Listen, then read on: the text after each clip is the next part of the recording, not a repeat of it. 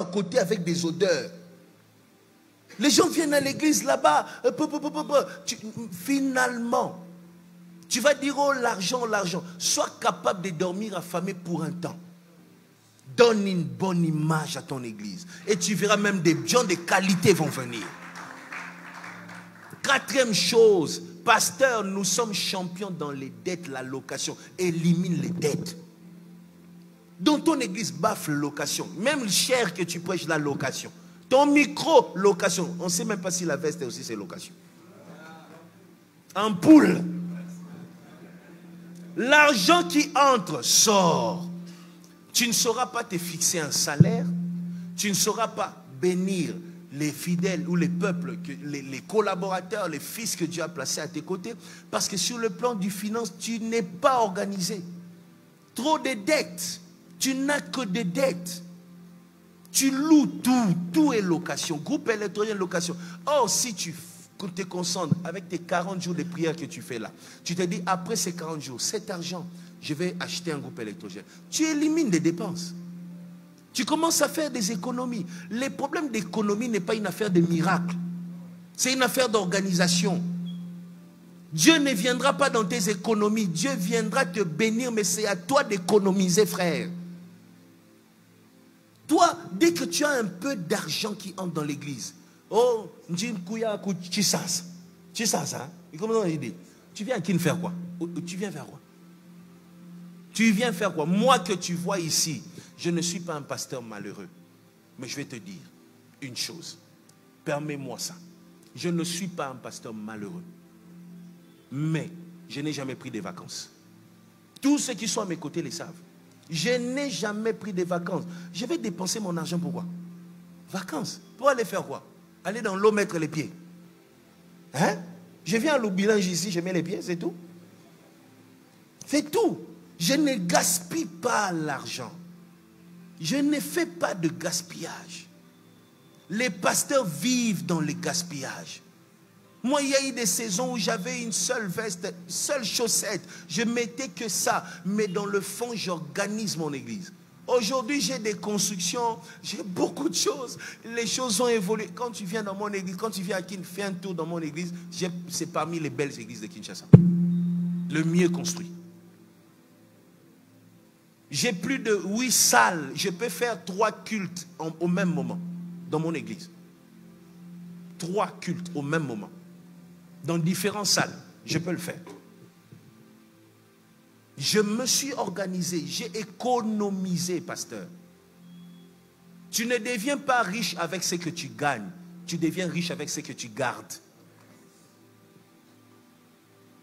Les principes de l'économie ne varient pas pour le ministère. C'est la même chose partout. Et dans les entreprises et partout.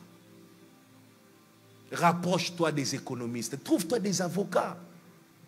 Trouve-toi des gens qui maîtrisent les choses. Moi, la personne qui gère les finances dans mon église est auditeur. Auditeur dans une banque. La personne qui gère les finances dans mon église. Je ne mets pas n'importe qui. Je ne mets pas un frère comme ça parce qu'il aime l'église. Non, je mets des professionnels. Des professionnels, ils m'aident. Si on a un projet dans les finances, on fait le projet de l'année, ils m'aident, on établit, on sait ce qu'on va dépenser. Je sais ce que je vais dépenser jusqu'à la fin de l'année. Je n'improvise pas de programme. Veillez sur ça, serviteur de Dieu. Je suis fatigué de voir des serviteurs pauvres. Je suis fatigué de ça. Des serviteurs pauvres qui pleurent tous les jours. Ils servent Dieu mais pauvres. Avec 2 personnes dans ton église, tu peux commencer à t'organiser. N'attendez pas la foule pour s'organiser. N'attendez pas ça.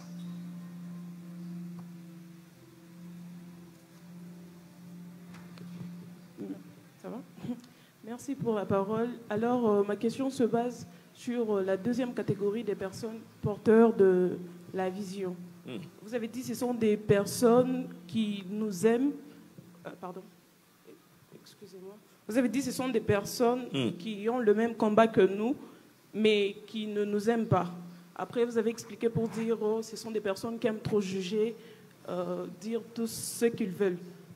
Alors, ma question est la suivante. ne pensez-vous pas que ces personnes-là sont des personnes qui vous aident peut-être à vous améliorer par leurs critiques, leurs jugements, pour que vous puissiez faire mieux? Ou soit, préférez-vous dire toujours que ce sont des personnes qui ne vous aiment pas ou qui vous combattent? Voilà. Non, j'ai dit ceci. J'ai dit parmi les porteurs des visions, il y a des gens, j'ai donné 3 catégories. Des gens qui ne croient pas en vous, mais qui ont le même combat que vous. Donc, ils sont là, pas parce qu'ils vous aiment forcément, mais par exemple, vous avez un ennemi en commun. Il y a aussi des gens qui sont mécontents du système. Ils n'aiment pas ce qui se passe. Alors comme toi, tu t'es levé pour le changement, ils viennent derrière toi. Mais ce n'est pas qu'ils croient en toi. Et tu vas reconnaître des signes comme ça. Ce sont des gens qui regardent tout ce que tu fais. Parfois, ils critiquent. Parfois, quand tu fais les bonnes choses, ils disent rien comme s'ils n'ont pas vu. Mais ils sont là. Alors, tout ce qu'il y a à faire avec ces gens-là, c'est quoi? Donne des résultats. Et donner des résultats, c'est justement s'améliorer tous les jours. Si tu ne t'améliores pas, tu ne donnes pas des résultats. OK? Allez, merci.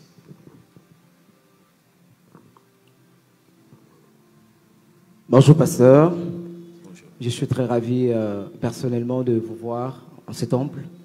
Je me nomme, on m'appelle certainement John Mukenza. Je suis un jeune acteur politique et je dis merci au pasteur Gobin parce qu'une fois, il a dit, dans le cadre des appels, il n'y a pas que le ministère.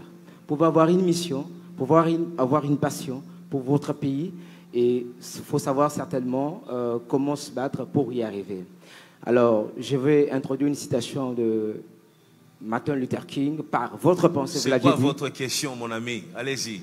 Merci. Voilà. La question est celle de savoir comment nous, les jeunes acteurs politiques qui croient en Dieu, pouvons-nous certainement imposer la vision dans un système que les gens ne veulent pas accepter le changement très facilement. J'ai dit.